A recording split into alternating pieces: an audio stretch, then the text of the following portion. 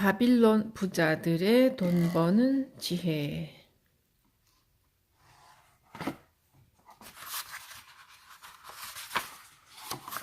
돈의 흐름을 지배하는 간단한 법칙. 바빌론판 아라비안 나이트.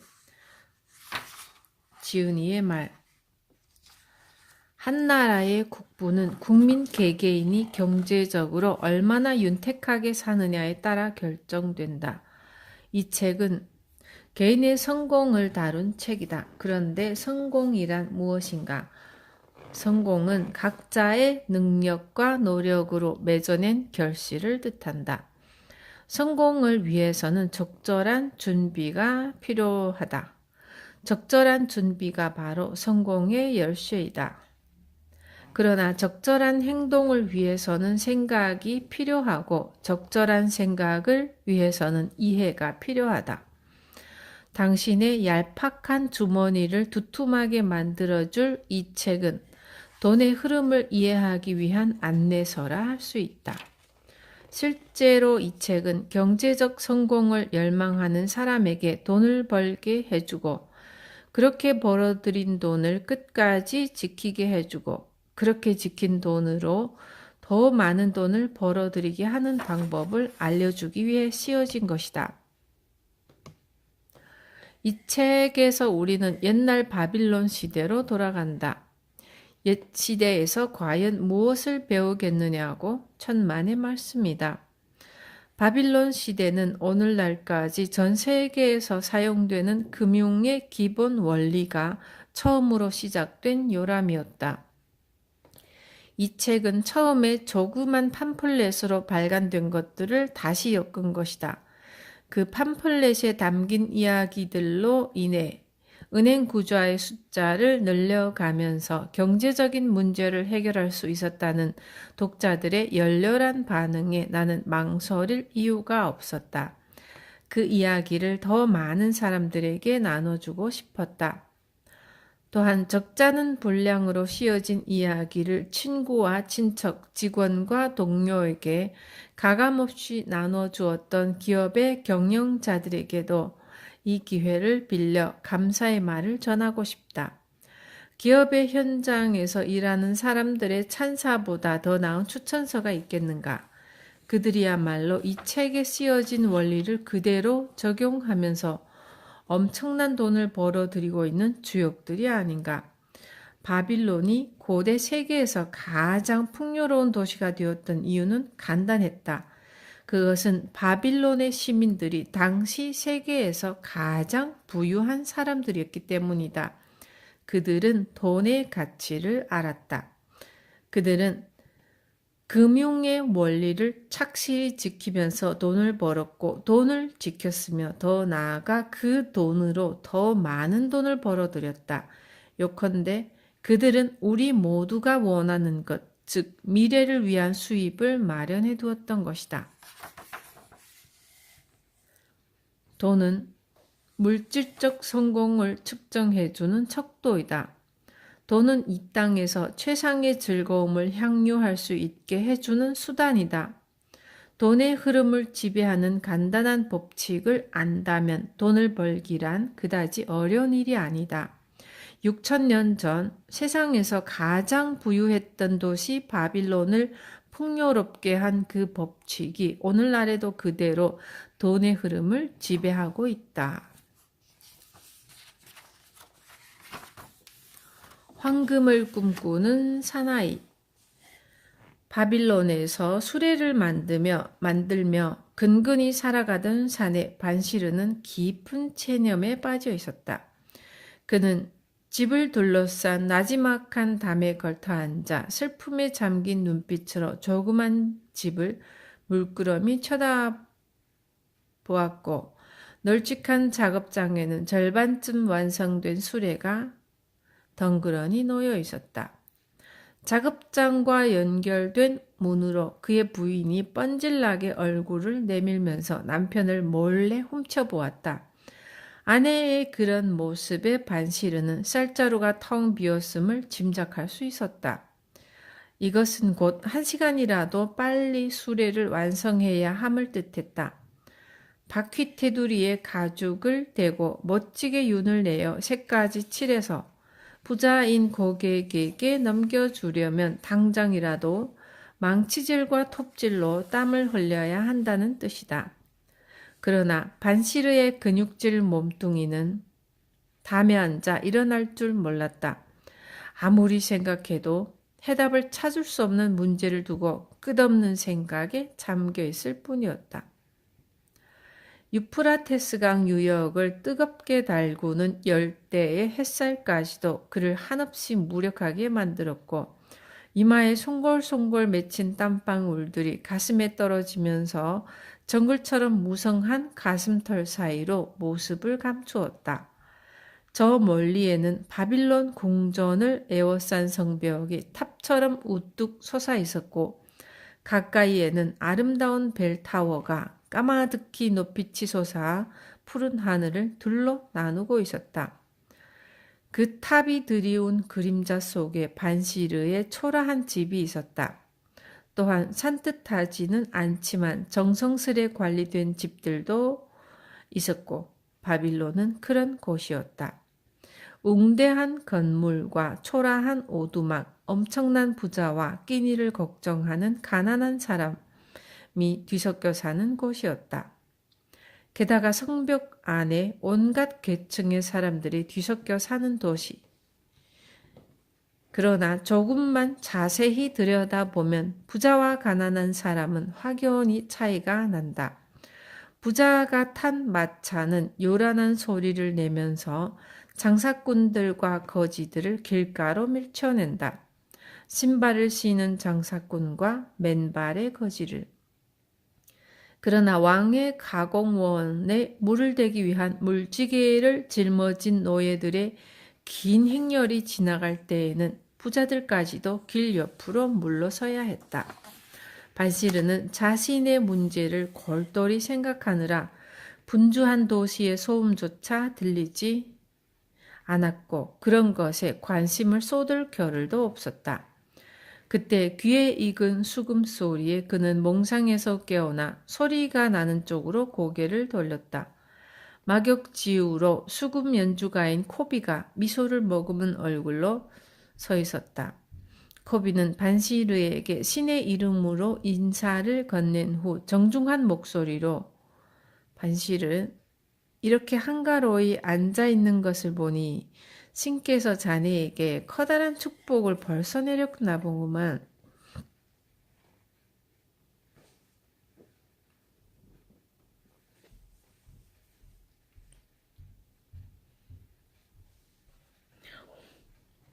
자네가 받은 축복을 내게도 좀 나눠주지 않으려나?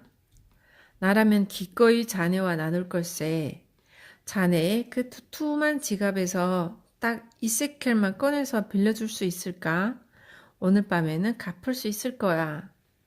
오늘 밤에 귀족의 연회장에서 수금을 연주하기로 되어 있으니까 사례금을 받는 즉시 갚겠네. 반시르가 침울한 목소리로 내게 지금 2세켈이 있더라도 남에게 구워줄 입장이 아니야. 내 목숨보다 소중한 친구인 자네에게도 구워줄 입장이 아니야. 그게 내 전 재산일 테니까. 자네라면 전 재산을 남에게 구워줄 수 있겠나? 아무리 친한 친구라도 구워줄 수 있겠나? 코비가 깜짝 놀라며 아니, 자네 지갑에 한 푼도 없단 말인가? 그런데도 이렇게 일손을 놓고 멍청이 앉아 있었단 말인가? 왜 저 수레를 당장 완성시키지 않는 건가? 반시르, 자네답지 않구먼. 자네의 넘치던 힘은 어디로 갔는가? 대체 무슨 일로 이렇게 풀이 죽어 있는 건고? 말 못할 고민거리라도 생겼나?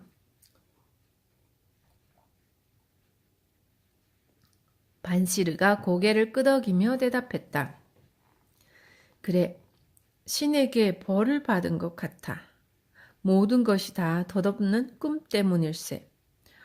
엊그제 나는 커다란 부자가 된 꿈을 꾸었지. 내 허리춤에는 동전으로 가득한 지갑이 매달려 있었고 거지들에게 마음껏 나눠줘도 바닥이 보이지 않을 정도로 동전이 많았네. 집사람에게는 아름다운 장식품을 사줄 수 있었고 내가 원하는 무슨 일이라도 다 할 수 있을 만큼의 은화도 있었지. 그리고 그렇게 은화를 써대도 미래의 행복을 확신할 수 있는 금화까지 있었네. 꿈이었지만 그렇게 행복할 수가 없더군. 자네조차 나를 알아보지 못했고 집사람을 알아보는 사람도 없었네. 하기사 행복에 겨워서 주름살이 말끔히 사라진 그 얼굴을 누가 알아볼 수 있었겠나. 그래, 집사람은 신혼 초의 아름다운 얼굴을 되찾았으니까. 행복한 꿈이었구먼. 하지만 그처럼 멋진 꿈을 꾸고서도 시무룩한 동상처럼 얼굴을 찡그리고 있는 이유는 뭔가?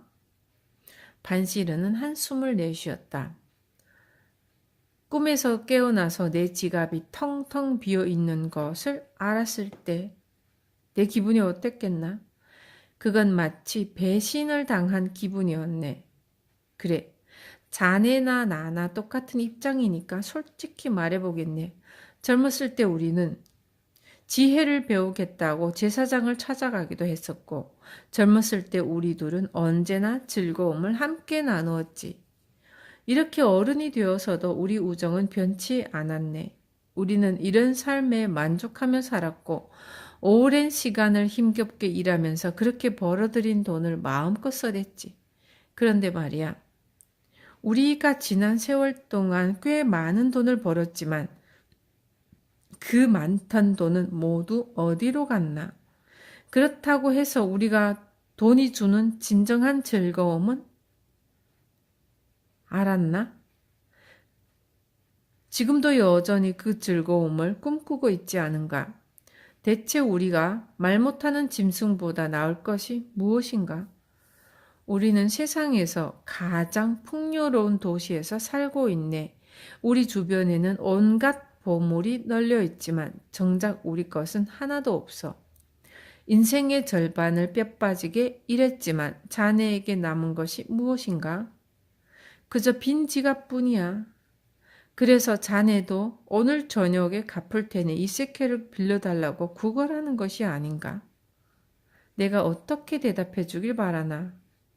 그래, 내 지갑을 통째로 가져가게. 자네에게 무엇인들 못 빌려주겠나? 뭐 이렇게 말하기를 원했나? 하지만 내 지갑도 자네 지갑이나 마찬가지야. 한 푼의 동전도 없어. 우리가 왜 이런 신세가 되었나? 왜 우리는 배불리 먹고 멋지게 차려입고도 남을 만한 돈을 벌지 못하는 걸까? 반시르는 긴 한숨을 내쉰 후 다시 말했다. 우리 아들들도 우리와 똑같은 길을 걷고 있는 것은 아닐까? 그래서는 안 되는데. 우리처럼 시큼한 양젓과 죽에 만족하며 살아가도록 내버려 둘 수는 없어.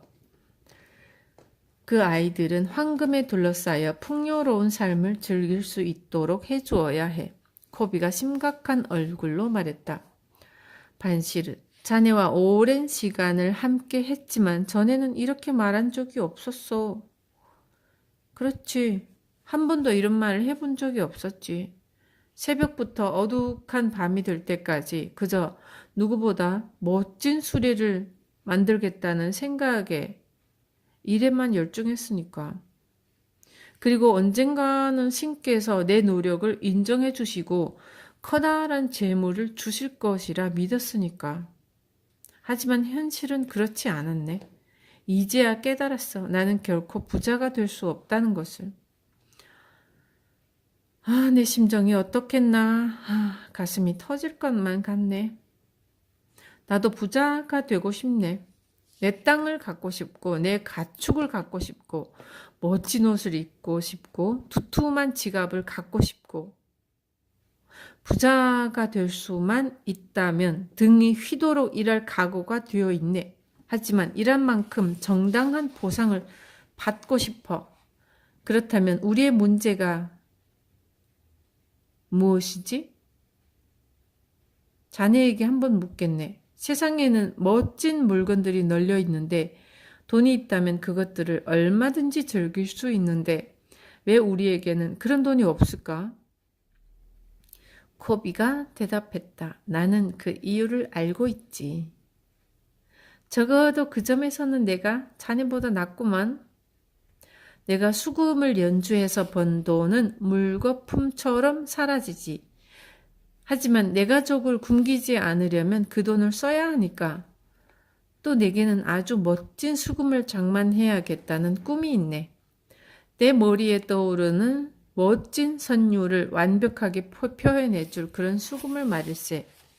그런 수금만 있다면 나는 누구보다도 멋진 연주를 해낼 수 있을 테니까.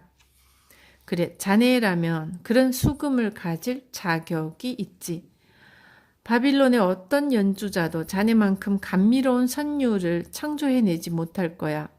자네가 그런 수금으로 연주한다면 왕이 아니라 신까지도 감동할 걸세. 하지만 왕의 노예만큼이나 가난한 자네가 그런 수금을 어떻게 장만할 수 있겠나? 저 종소리를 들어보게. 때마침 노예들이 지나가는군. 그리고 반시르는 상의를 벗어젖힌 노예들이 힘겹게 물지개를 쥐고 좁은 길을 따라 올라오는 긴 행렬을 가리켰다. 5사람이 나란히 물지개를 쥐고 있었지만 모두가 힘에 부친 듯이 허리를 잔뜩 굽힌 모습이었다. 코비는 종을 치며 행렬 앞에서 걷는 사람을 가리키며 저 친구는 말끔하게 잘생겼구먼. 자기 고향에서는 꽤나 유명했을 것 같네. 그렇군. 하지만 노예라고 뭐 다른 사람이겠나. 우리처럼 멀쩡한 사람들이지. 북쪽에서 끌려온 금발이나 뭐 남쪽에서 끌려온 흑인이나 근처 나라에서 끌려온 갈색 피부의 노예들 모두 멀쩡하게 생겼지. 하지만 그들은 빠짐없이 하루도 빠짐없이 강에서 정원까지 물지개를 날라야 하는 노예일 뿐이야. 그들이 어떤 행복을 기대할 수 있겠나. 하루 종일 무거운 물지개를 나른 후에는 지프로 엮은 침대에서 잠을 자야 하고 거친 보리로 끓인 죽이나 먹어야 하는 신세인걸. 아무런 꿈도 없는 불쌍한 노예일 뿐이야. 그래, 불쌍한 노예들이지. 하지만 저들에 비하면 우리는 얼마나 행복한 사람들인가. 우리에겐 적어도 자유라는 것이 있지 않은가? 반시르는 슬픈 듯 대답했다. 그래, 맞는 말이야. 하지만 자유라는 단어를 생각할 때마다 나는 한없이 서글픈 마음뿐이네. 우리는 노예가 아니지만 먹고 살기 위해서 우리가 어떻게 하고 있나. 일하고 또 일하고 끝없이 일해야 되지 않는가. 우리에게 다른 것을 즐길 여유나 겨를이 있는가? 그때 코비가 눈을 반짝이며 말했다. 다른 사람들은 대체 어떻게 돈을 벌지? 부자들에게 그 방법을 물어보면 안 될까? 분명히 어떤 비결이 있을 거야. 그 비결을 아는 사람이 있다면 천리길을 달려가서라도 배우고 싶네. 코비가 흥분해서 소리쳤다. 멀리 갈 것도 없어. 오늘 당장 그 친구를 찾아가자고. 자네에게 오던 길에 마침 황금마차를 타고 지나가던 내 옛 친구 아카드를 만났어. 물론 그의 위치에 있는 사람들이 대개 그렇듯이 그도 내 초라한 모습에 크게 관심을 보여주지는 않았지만 그래도 내게 손을 흔들어 주면서 인사를 건넸고 옛날처럼 우정어린 미소까지 보내주었네. 그래서 주변 사람들이 나를 보고 수군거린 것이 아니겠나. 반시르가 생각에 잠기며 말했다. 아카드는 바빌론에서 제일 가는 부자로 소문난 사람이지. 심지어 왕까지도 아카드에게 도움을 청한다고 소문이 나 있네. 그래, 엄청난 부자야. 그래서 두려운 걸세. 한밤중에 그를 만나게 된다면 내가 그의 두툼한 지갑에 몹쓸 짓을 할까봐 두려운 걸세. 코비가 나무라듯 말했다. 쓸데없는 소리. 부자는 허리춤에 찬 지갑으로 결정되는 것이 아니야. 아무리 두툼한 지갑이라도 다시 채워줄 황금 물줄기가 없다면 금세 비워지는 법일세. 아카드에게는 아무리 돈을 펑펑 쓰더라도 그의 지갑을 끊임없이 다시 채워줄 수입원이 있다고. 그때 반시르가 무엇인가를 깨달은 듯 갑자기 목소리를 높였다. 수입원? 바로 그거야. 내게도 그런 수입원이 필요해. 내가 오늘처럼 담에 우두커미 앉아 있어도 먼 곳으로 여행을 떠나더라도 내 지갑을 채워줄 수입원이 필요해. 아카드라면 그런 수입원을 만드는 방법을 알고 있을 거야. 나처럼 우둔한 사람도 이해할 수 있는 방법을 아카드라면 알고 있지 않을까? 코비가 대답했다. 어쩌면 그도 아들인 노마시르에게 그 방법을 가르쳐 주었을 거야. 노마시르가 지금 니네베에 있다는 소문을 들었는데 아카드의 도움이 없었다면 노마시르가 어떻게 니네베에서 가장 부자가 될 수 있었겠나? 반시르는 눈빛을 반짝거리며 말했다. 코비, 고맙네. 자네 덕분에 살았어. 훌륭한 친구를 찾아가 현명한 충고를 구하지 못할 이유가 어디에 있겠나? 아카드라면 우리에게 그 비결을 가르쳐 줄 거네. 마치 1년 전에 사라진 매의 둥지처럼 우리 지갑은 텅 비었지만 이제 걱정할 필요가 없어졌네. 죽을 때까지 이렇게 살 수 없지 않은가? 이 풍요로운 도시에서 가난하게 사는 것도 이제는 지쳤고 당장 아카드를 찾아가세. 그에게 부자가 되는 비결을 물어보도록 합세. 반시르, 자네 말이 맞네. 자네 덕분에 나도 새로운 깨달음을 얻었네. 우리가 이처럼 가난하게 살 수밖에 없는 이유를 깨달았네. 우리는 안정된 수입원을 찾지 않았던 거야. 그런 수입원을 찾으려는 생각조차 하지 않았어. 자네는 바빌론에서 가장 튼튼한 수레를 만들려고 헌신의 힘을 다했고 적어도 그런 점에서는 성공했다고 말할 수 있겠지. 물론 나도 바빌론에서 최고의 수금 연주가가 되려고 엄청난 노력을 기울였네. 그리고 남부럽지 않은 수금 연주가가 될 수 있었지. 그래, 적어도 우리가 노력을 기울인 분야에서 우리는 성공을 거두었어. 그리고 그것이 신의 뜻이라 생각하고 만족하며 살았네. 하지만 마침내 우리는 빛을 보았고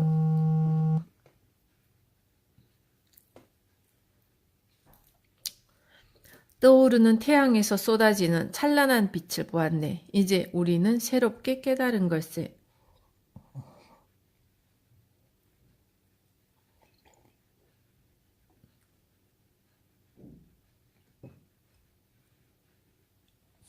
우리 꿈을 이루는 데 필요한 방법을 찾아낼 수 있을 걸세.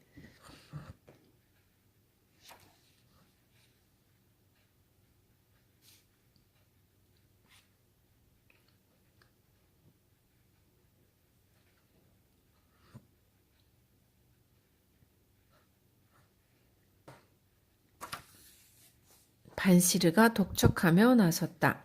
코비, 오늘 당장 아카드를 만나러 가자고. 우리와 마찬가지로 힘겹게 살아가는 옛 친구들까지 불러서 아카드를 만나러 가세. 우리 모두가 아카드의 지혜를 함께 나눌 수 있다면 그보다 좋은 일이 어디 있겠나. 반시르, 친구들을 생각하는 자네의 마음에 정말로 감동했네. 그래, 모두 불러서 다 함께 가도록 하세. 오늘 당장 그 비법을 들어보세. 바빌론에서 가장 부자인 사나이. 먼 옛날 바빌론이란 도시에 아카드라는 부자가 살고 있었습니다. 그가 엄청난 재산을 모았던 까닭에 그의 이름은 바빌론을 넘어서 바빌로니아 방방 곳곳에까지 알려졌죠. 그는 가족에게만이 아니라 그 누구에게도 너그럽고 관대한 사람이었습니다. 또 가난한 사람들을 위해서 자신의 재산을 아낌없이 베풀 줄 아는 부자였죠. 그런데도 그의 재산은 나날이 늘어만 갔습니다. 마침내 어린 시절 친구들이 그를 찾아왔습니다. 아카드, 자네는 우리보다 훨씬 운이 좋았던 모양이네. 우리는 먹고 사느라 발버둥 치고 있건만 자네는 바빌론에서 가장 부자가 되었으니 말이네. 우리는 그저 보기 흉하지 않을 정도의 옷을 가족에게 입히고 흔해 빠진 음식으로 배를 채우건만 자네는 휘황찬란한 옷을 입고 희귀한 음식을 즐기고 있으니 말일세. 하지만 옛날에 우리는 모두가 똑같았고 똑같은 선생님에게 배웠고 똑같은 운동을 하며 자랐고 공부에서나 운동에서나 자네가 우리보다 나은 것이 없었는데 지금은 너무도 달라졌네. 자네는 우리가 엄두조차 낼 수 없는 사람으로 변해버렸지. 우리 생각에는 자네가 우리보다 열심히 일한 것도 아니고 성실하게 일한 것도 아니야. 그런데 운명의 수레바퀴는 어째서 자네를 선택했을까? 우리도 열심히 일하고 성실하게 일했건만 어째서 운명의 수레바퀴는 자네에게만 엄청난 재산을 안겨준 걸까?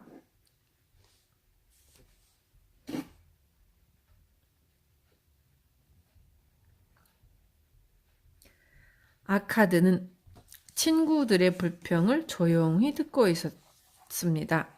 그리고 이렇게 대답해 주었죠. 그래, 젊은 시절까지 우리는 똑같았지.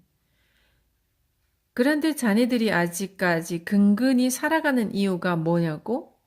그것은 자네들이 재산을 모아가는 법칙을 몰랐거나 아니면 그 법칙에 따르지 않았기 때문일세. 운명의 수레바퀴는 누구에게도 영원한 재물을 허락하지 않는 심술궂은 여신이네. 어쩌면 노력 없이 얻은 황금에 기뻐하는 사람들을 가차없이 파멸시키는 심판자이기도 하다네.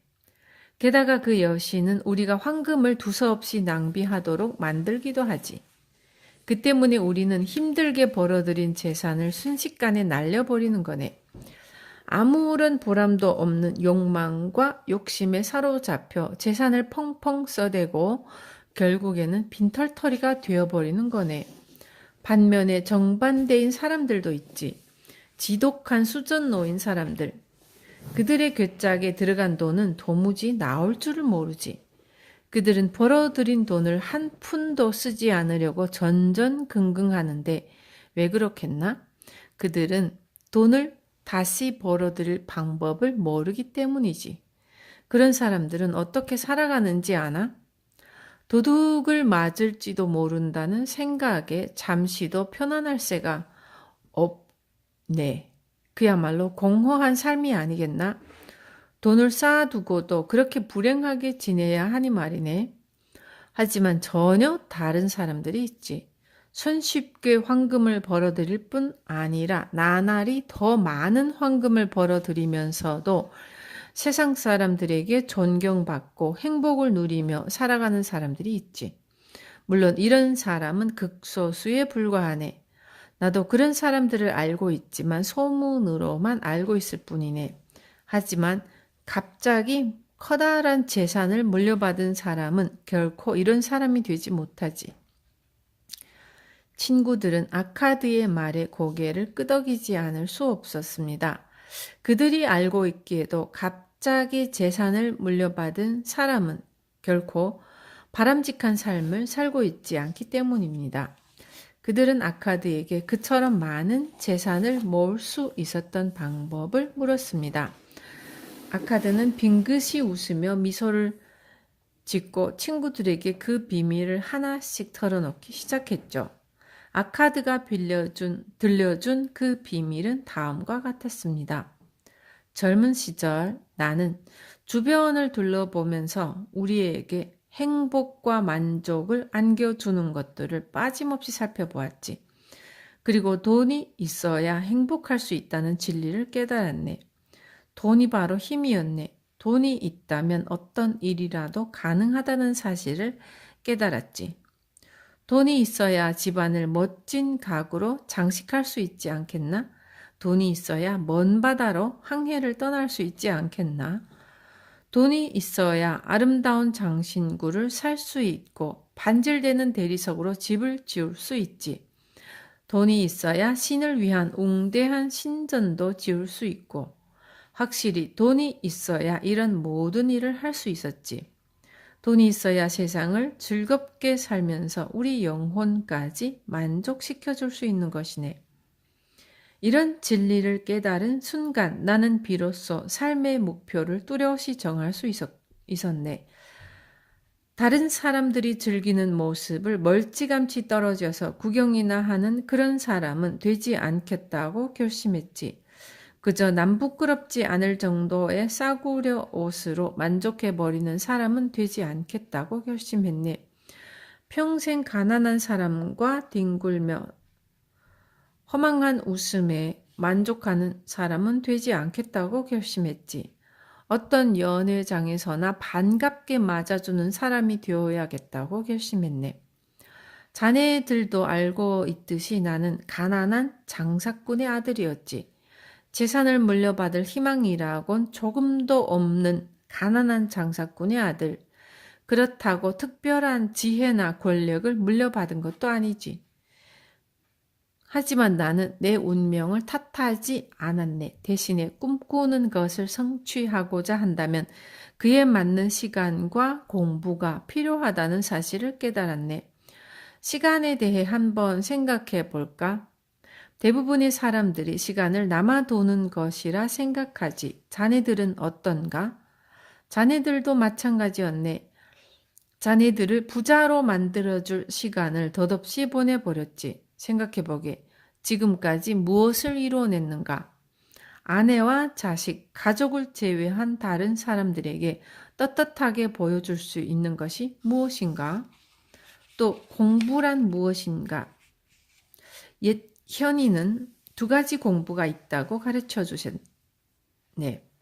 하나는 우리가 배워서 아는 것이고 다른 하나는 우리가 모르는 것을 찾아내는 방법을 배우는 것일세.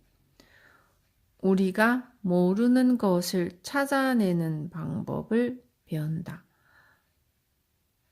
우리가 모르는 것을 찾아내는 방법.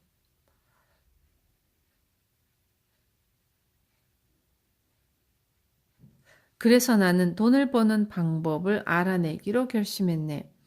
그리고 그 방법을 알아내는 즉시 실천에 옮기기로 결심했지. 우리가 밝은 햇살이 내리쬐는 양지에 산다고 해서 마냥 햇살을 즐기고 있다면 그것이 현명한 짓이겠나?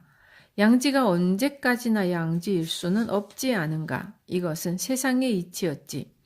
양지가 음지로 변한 후에 슬퍼해 본들 무슨 소용이 있겠는가? 그래서 나는 시청에 일자리를 얻어 필경사가 되었네. 매일 밤늦도록 토판에 글을 새기면서 열심히 일했지. 매일 죽도록 일했지만 수입은 보잘것이 없었고 먹을 것과 입을 것, 그 밖에 세상을 살아가는 데 필요한 자질구레한 것을 구입하느라 저축은 꿈에도 생각지 못했네. 하지만 부자가 되겠다는 결심만큼은 흔들리지 않았지. 어느 날 대금업자인 알가미쉬가 시청을 찾아와서 9번째 법을 복사해달라고 하면서 내게 이렇게 말하더군. 이틀 내에 복사본이 필요하네. 시간 내에 해주면 동전 2잎을 사례로 주겠네. 그래서 나는 밤 늦도록 그 복사본을 만들었지만 9번째 법은 너무나 길어서 이틀 후 알가미쉬가 복사본을 찾아러 왔을 때까지 완성시킬 수가 없었지. 그는 무척이나 화를 내더군. 아마 내가 그의 노예였다면 죽도록 맞았을 걸세. 하지만 누가 감히 시청 직원에게 손찌검할 수 있었겠나. 나는 조금도 겁먹지 않고 그에게 거래를 제안했지. 알가미쉬 선생님, 당신은 부자입니다. 제게 부자가 되는 방법을 가르쳐 주십시오. 그렇게 해준다면 밤을 하얗게 새더라도 9번째 법을 내일 아침까지 복사해 놓겠습니다. 알가미쉬는 내게 은근한 미소를 지어 보이며 대답하더군. 대담한 녀석이로구먼. 좋아. 그렇게 하도록 하세. 우리는 그런 것을 거래라고 부른다네. 그렇게 거래가 성립되었고 나는 밥을 꼬박 세우면서 토판에 9번째 법을 새겼지. 등이 뻐근하고 심지어는 냄새에 머리까지 지끈거렸지만 이를 멈추지 않았지. 눈까지 가물대더군.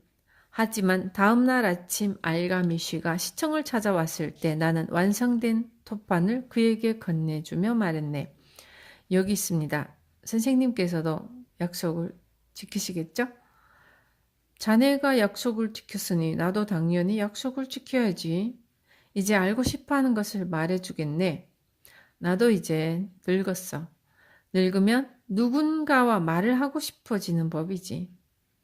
오랜 세월을 살면서 몸소 터득한 삶의 지혜를 누군가에게 전해주고 싶은 것이. 하지만 젊은 사람들은 노인을 고리타분한 이야기나 해대는 귀찮은 사람으로 생각해버리지. 늙은 사람들은 삶의 지혜가 담긴 소중한 이야기라고 열심히 전해주려 하지만 정작 젊은 사람은 새로운 시대에 걸맞지 않은 낡은 지혜라고 들으려고도 하지 않아. 하지만 오늘을 밝혀주는 태양은 자네 아버지가 태어났을 때에도 이 세상을 밝혀주었던 태양이고 미래의 자네 손자가 어둠 속을 지나갈 때에도 빛을 던져줄 태양이란 사실을 반드시 기억하게. 젊은 사람들의 생각은 하늘을 훤히 밝히면서 지나가는 유성과도 같은 것일세. 그렇지만 유성의 빛은 덧없이 사라지고 말지 않는가? 하지만 노인의 지혜는 하늘에서 항상 그 자리를 지키면서 선원들에게 항로를 알려주는 별과도 같은 존재일세. 내 말을 자네 가슴에 꼭 새겨두게. 그렇지 않으면 앞으로 내가 자네에게 말해줄 진리를 결코 깨닫지 못할 테니까. 자네가 어젯밤을 꼬박 세우면서 일했던 것이 헛일이었다고 후회하고 말 것세. 그리고 알가미쉬는 매서운 눈빛으로 나를 쏘아보면서 나지막한 목소리로 그러나 힘이 실린 목소리로 말했네. 부자가 되는 첩경은 간단하네. 버는 것보다 덜 쓰게. 자네가 번 돈의 일부를 반드시 저축하게. 그럼 자네는 언젠가 반드시 부자가 될 걸세. 그리고 그는 나를 뚫어지게 쳐다보았지. 나는 가슴이 터질 것만 같았네. 그러나 고개를 끄덕이는 수밖에 없었네. 그래서 용기를 내어 물었다. 그게 전부입니까? 그것만으로도 가난한 양치기를 지금의 나로 만들어주기에는 충분한 비밀이었네. 하지만 제가 번 돈을 전부 저축할 수도 있지 않습니까? 그럼 더 빨리 부자가 될 수 있는 거 아닙니까? 그것이 가능하다고 생각하나? 자네가 입어야 하는 옷은 어떻게 하려나? 자네가 신어야 하는 신발은 어떻게 하려나? 먹는 것은 또 어떻게 하고? 돈을 한 푼도 쓰지 않고 바빌론에서 살아갈 수 있다고 생각하나? 지난달 봉급을 받기 위해 자네는 어떻게 했지? 작년에는 어떻게 했지? 자네가 번 돈을 모두 저축하겠다고? 바보 같은 소리 그만하시고 다른 사람들에게 그들이 노력한 대가를 지불하지 않고는 살 수가 없네. 누구나 흘린 땀만큼의 합당한 보상을 받아야 하는 법일세. 노예도 마찬가지야. 주인을 위해서 땀 흘려 일한 대가로 먹을 것과 입을 것을 받지 않는가? 오늘부터 자네가 번 돈의 일화를 꾸준히 저축한다면 앞으로 10년 후에 얼마나 많은 돈을 갖게 될 것 같은가? 나는 잠시 머릿속으로 계산을 해보고 대답했네. 제 계산이 틀리지 않았다면 1년치 봉급 정도가 될 것 같습니다. 절반밖에 맞추지 못했지. 자네가 저축한 돈은 자네를 위해 일해줄 노예와도 같은 것일세. 자네가 저축한 돈은 자네가 더 많은 수확을 위해서 밭에 뿌린 씨앗과도 같은 것일세. 자네도 나중에 부자가 된다면 내 말을 이해할 수 있을 걸세. 돈이 돈을 버는 법일세. 자네가 꿈꾸는 풍요는 작은 것에서 시작된다는 진리를 잊지 말게. 알가미슈는 잠시 내 반응을 살피더군. 그리고 안타까운 표정을 지으며 덧붙여 말했지. 내가 자네를 속인다고 생각하는구만. 하지만 자네가 내 말에 담긴 뜻을 제대로 이해한다면 나는 자네가 어제 밤새 일한 것을 1000배 이상으로 갚은 셈이네. 자네가 번 돈의 일부를 반드시 저축하게. 쥐꼬리만큼 벌더라도 적어도 10분의 1을 저축하게나. 가장 먼저 자네 자신에게 대가를 치른다고 생각하게. 저축하고 남은 돈으로 살 수 없는 것은 사지 말게. 먹을 것과 자선을 베풀 것은 따로 떼어두고 재산이란 나무와도 같아서 처음에는 작은 씨앗에서 시작되는 걸세.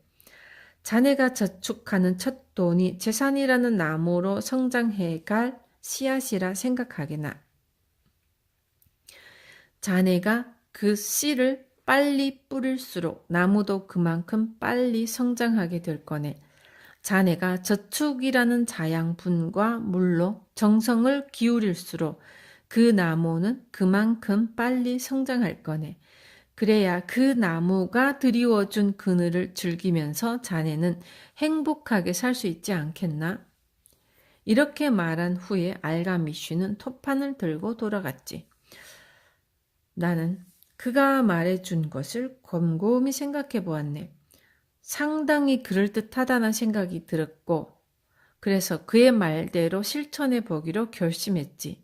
봉급을 받을 때마다 10분의 1을 띄어서 어딘가에 숨겨두었네. 이상하게 들리겠지만 그만큼의 돈이 없어도 예전보다 돈에 쪼들리지 않았네. 그만큼의 돈이 없어도 그럭저럭 살아갈 수 있다는 것에서 나는 아주 조그만 차이의 중요성을 깨달았지. 감추어둔 돈이 점점 늘어나기 시작했을 때 외국 땅에서 가져온 물건들을 장사꾼들이 보여줄 때마다 그 돈을 쓰고 싶은 유혹이 없지 않았네. 하지만 나는 혀를 깨물면서 그 유혹을 이겨냈지. 1년이 지났을 때 알가미슈가 나를 찾아왔더군. 그리고 빙긋이 웃으면서 물었네. 젊은이, 내가 말한 대로 지난 1년 동안 자네가 번 돈에서 10분의 1을 착실히 저축했나? 나는 가슴을 펴고 떳떳하게 대답할 수 있었지. 그럼요. 선생님 말씀대로 했습니다. 그는 내게 환한 미소를 지어주며 다시 물었네. 잘했군. 그래. 그 돈은 어떻게 했나? 벽돌 상인인 아즈무르에게 주었습니다. 곧 페니키아로 여행을 떠난다고 하길래 그곳에서 희귀한 보석을 사오라고 그에게 전부 맡겼습니다. 그리고 그가 돌아오면 그 보석을 높은 가격에 팔아서 이익을 나눠 갖기로 했습니다. 내 대답에 알가미슈는 화를 버럭 내면서 나무라더군. 바보 같은 짓을 했네. 벽돌 상인이 보석에 대해 무엇을 알겠나? 별자리 점을 치려고 빵장수한테 가는 것과 대체 뭐가 다르단 말인가? 조금이라도 생각이 있는 사람이라면 당연히 점성술사를 찾아갈 거지. 자네는 1년 동안 모은 돈을 모두 허공에 날린 것이나 다름이 없네. 재산이란 나무를 뿌리째 뽑아버린 거라고. 하지만 그렇다고 낙심하지는 말고 나무를 다시 심게. 다시 시작하라는 뜻일세. 다음에라도 보석에 대해 조언을 얻고 싶다면 보석 상인을 찾아가게. 양에 대해 알고 싶다면 목동을 찾아가고 조언은 누구에게라도 얻을 수 있는 것이지만 진정으로 가치 있는 조언만을 선별해서 듣도록 하게. 저축에 대해 아무것도 모르는 사람에게 저축에 대해 가치 있는 조언을 들을 수 있겠나? 그런 사람에게 조언을 구한다면 엉뚱한 객설만 듣고 자네가 힘겹게 모은 돈은 금방 물거품으로 변해버릴 걸세. 이렇게 말한 후 알가미쉬는 뒤도 돌아보지 않고 시청을 빠져나갔네. 그의 예언은 곧 현실이 되어서 돌아왔고 페니키아에는 사기꾼들이 많았는지 아즈무르는 보석처럼 보이는 유리 조각을 잔뜩 들고 왔지. 하지만 알가미쉬가 당부했듯이 나는 거기에서 좌절하지 않고 처음부터 다시 시작했네. 다시 10분의 1씩을 착실히 모았고 그것도 습관이 되니까 그다지 어렵지 않더군. 다시 1년 후 알가미쉬가 필경실까지 나를 찾아와서 이렇게 묻더군. 그래, 지난 1년 동안은 어떻게 지냈나? 많은 발전이 있었나? 그랬습니다. 선생님 말씀대로 착실히 모았습니다. 그렇게 모은 돈을 방패 상인인 아가르에게 빌려주었죠. 그리고 넉 달마다 이자를 받고 있습니다. 잘했군. 아가르에게 받은 이자를 어떻게 쓰고 있나? 덕분에 달콤한 꿀과 포도주, 맛있는 빵을 즐기고 있습니다. 그리고 진홍빛 옷도 한 벌 샀습니다. 다음번에 받는 이자로는 제가 타고 다닐 당나귀를 사려고 합니다. 내 대답에 알가미쉬는 어이가 없다는 듯이 웃더군. 자네가 힘들게 모은 돈에서 도단한 새싹을 닥치는 대로 먹어치우고 있네. 그 새싹이 자네에게 어떤 도움을 줄지 생각이라도 해보았는가? 그 새싹이 다른 새싹을 키워낼 수 있을 것이라고 생각해 본 적은 없는가? 돈이 돈을 벌어주는 법일세. 돈으로 돈을 벌게. 그럼 자네도 언젠가 마음껏 잔치를 벌릴 수 있을 테니까. 이렇게 말하고 알가미쉬는 내 곁을 떠났지. 그로부터 2년 동안 그의 얼굴을 볼 수 없었네. 그러던 어느 날 그가 갑자기 나를 찾아와서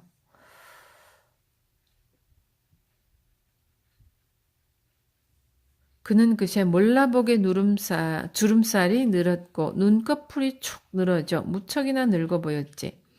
아카드, 자네가 꿈꾸던 재산을 모았나? 네, 아직 제가 원하는 만큼은 아닙니다. 하지만 어느 정도는 모았습니다. 그 돈이 돈을 벌어주고 있습니다. 선생님 말씀대로 돈으로 돈을 벌고 있습니다. 벽돌 상인에게 아직도 조언을 받고 있나? 벽돌에 관한 한 그에게 조언을 받고 있습니다. 아카드, 내가 가르쳐준 교훈을 제대로 실천하고 있군. 내가 어떤 교훈을 가르쳐 주었던가? 버는 것보다 덜 써라가 첫 번째 교훈이었지. 두 번째는 자네가 구하는 조언에 합당한 경험을 가진 사람에게 조언을 구하라는 것이었네. 끝으로는 돈으로 돈을 벌어라는 것이었지. 그래, 자네는 이 교훈들을 훌륭하게 실천한 것 같구만. 자네는 돈을 벌고 돈을 모으고 돈을 사용하는 방법을 배운 것일세. 이제 자네에게 일을 맡겨도 안심할 수 있겠네. 나는 늙었지. 내 아들 녀석은 돈을 써대기만 할 뿐 제 손으로 벌 생각은 눈꼽만큼도 하지 않지. 그래서 걱정이 태산이네. 관리해야 할 것은 많은데 내가 늙어서 이제는 모두 감당할 수가 없구먼. 어떤가? 자네가 나를 도와줄 수 있겠나? 자네가 니푸르에 가서 그곳 땅을 관리해 준다면 자네를 내 동업자로 생각해서 내 재산의 일부를 자네에게 떼어주겠네. 그래서 나는 필경사 일을 그만두고 니푸르로 가서 그의 재산을 관리해주기 시작했지. 정말 엄청난 재산이더군. 나는 꿈이 있었고 재산을 관리하는 세 가지 법칙을 완전히 터득하고 있었기 때문에 그의 재산을 더 크게 불려줄 수 있었지. 물론 나도 덩달아 부자가 되었지. 그리고 알가미쉬가 어둠의 땅으로 떠났을 때 그의 유언에 따라 나는 일정한 몫의 재산을 물려받을 수 있었네. 아카드가 이렇게 이야기를 끝맺자 한 친구가 말했습니다. 결국 자네는 운이 좋았던 걸세. 알가미쉬가 자네에게 상당한 유산을 물려주었으니까 말이세. 그럴까? 내가 그를 만나기 전부터 부자가 되겠다는 꿈을 가졌다는 점에서는 운이 좋았다고 말할 수 있을 걸세. 하지만 4년 동안 내가 번 돈에서 10분의 1씩을 착실하게 저축하면서 보여주었던 내 단호한 결심은 어떻게 설명하겠나?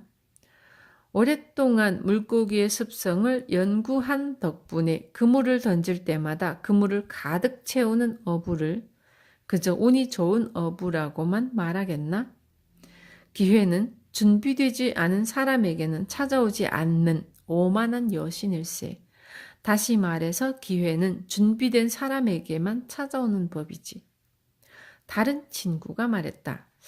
그래, 자네는 1년 동안 모은 돈을 허망하게 날려버린 후에도 좌절하지 않는 굳센 의지를 보여주었지.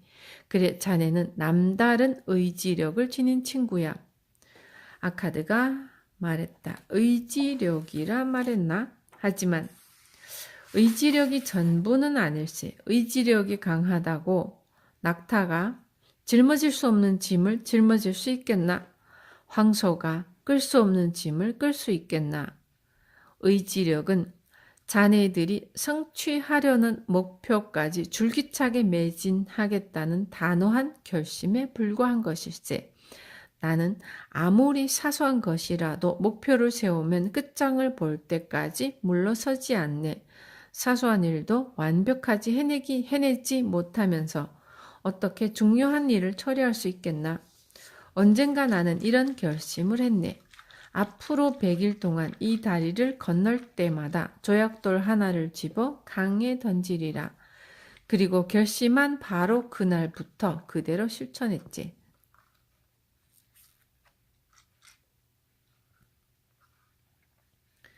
그런데 7일째 되는 날 나는 무심코 그 다리를 건너고 말았네. 그때 내가 어떻게 했을 것이라 생각하나? 내일 조약돌 2개를 던지면 똑같잖아. 오늘은 그냥 넘기자고. 이렇게 했으리라 생각하나? 아니었네. 나는 발걸음을 되돌려 조약돌을 집어서 강에 던졌네. 20일째 되던 날 문득 이런 생각이 들더군. 아카드, 쓸데없는 짓이야. 매일 조약돌을 강에 던진다고 무엇이 달라지겠나? 그냥 조약돌을 잔뜩 집어서 강에 던지면 끝나잖아. 하지만 나는 그런 유혹에 흔들리지 않았네. 일단 목표를 세웠기 때문에 그대로 밀고 나아갔지. 그리고 나는 실현 가능성이 없는 어려운 일은 시작조차 않으려고 애썼지. 쓸데없는 고생을 하고 싶지 않았으니까. 이번에는 다른 친구가 물었다. 자네의 말이 사실이라면 자네가 말한 대로 부자가 되는 길이 그다지 어렵지 않고 간단한 것이어서 누구라도 해낼 수 있는 것이라면 세상에는 부자가 넘쳐 흘러야 되는 것이 아니겠나? 하지만 현실은 그렇지 못한 이유가 무엇이라 생각하나? 아카드가 대답했다. 우리가 땀을 흘리는 곳에서 재산이라는 나무가 자라는 법이네. 가령 어떤 부자가 멋진 저택을 짓는다면 그가 대가로 지불한 돈이 어디로 가겠나?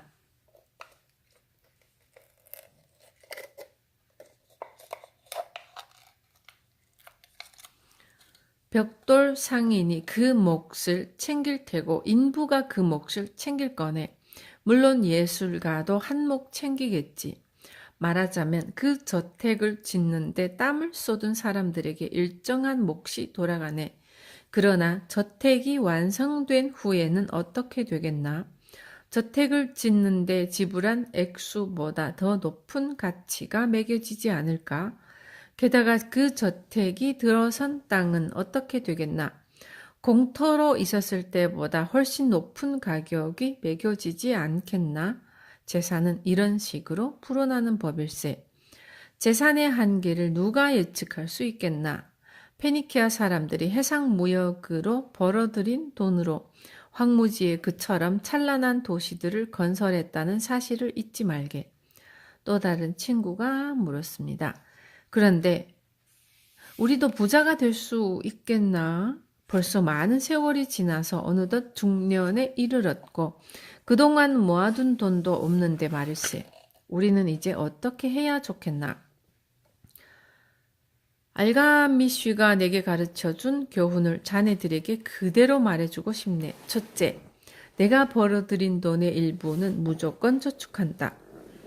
나를 위해서. 매일 아침 잠자리에서 일어나면 그렇게 중얼거리게. 내가 벌어들인 돈의 일부는 무조건 저축한다. 나를 위해서.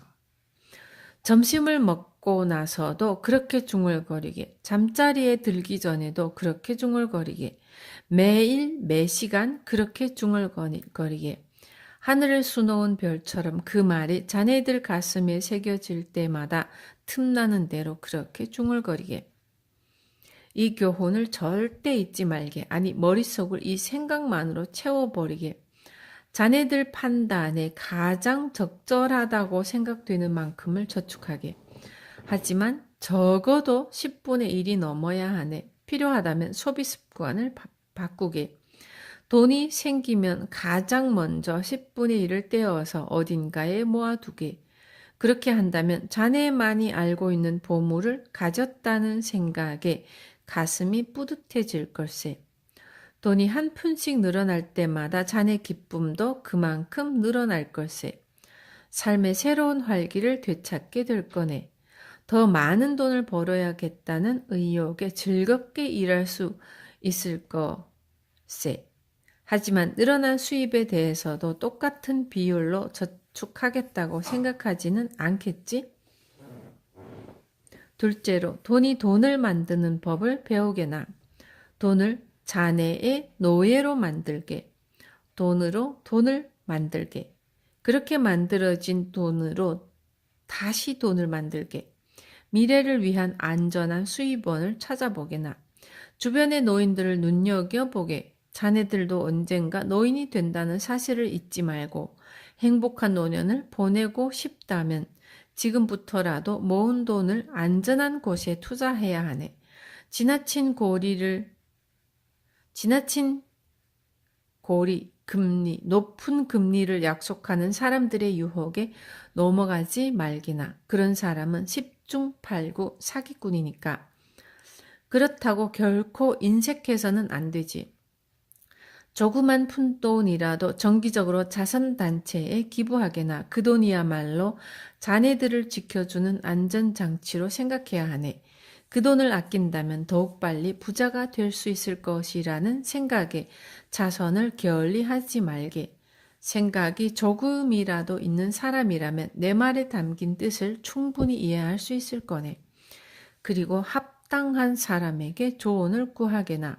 하루 일과가 돈을 다루는 것이 직업인 사람에게 조언을 구하게나.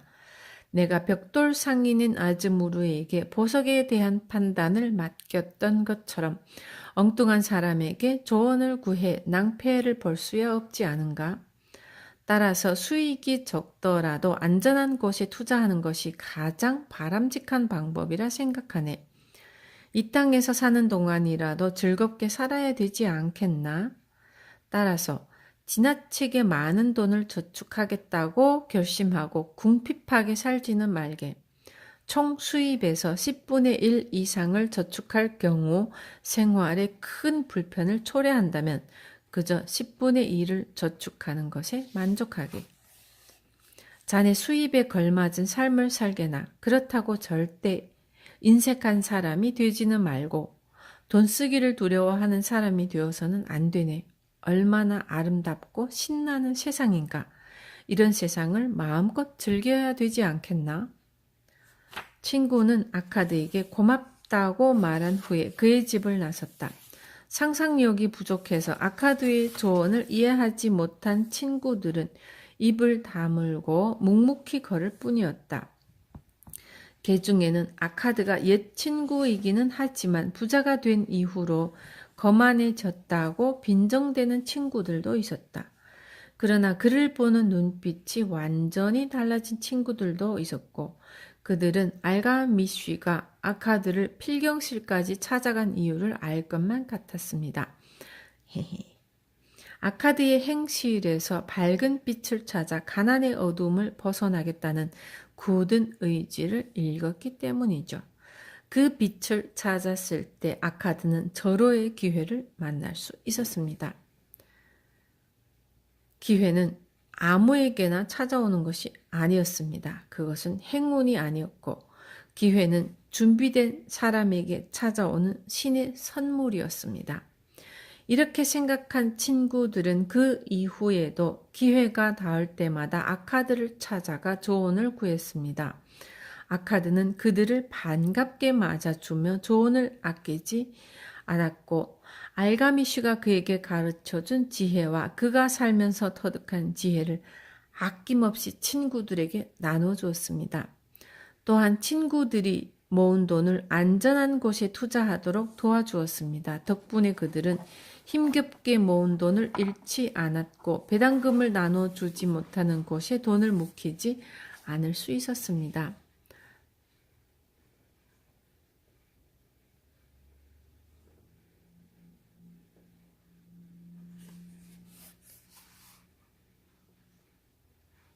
알가미쉬가 아카드에게 그리고 아카드가 그들에게 전해준 진리를 깨달았던 그날이 친구들에게는 가난을 털고 일어나 부자의 길로 들어선 전환점이었다.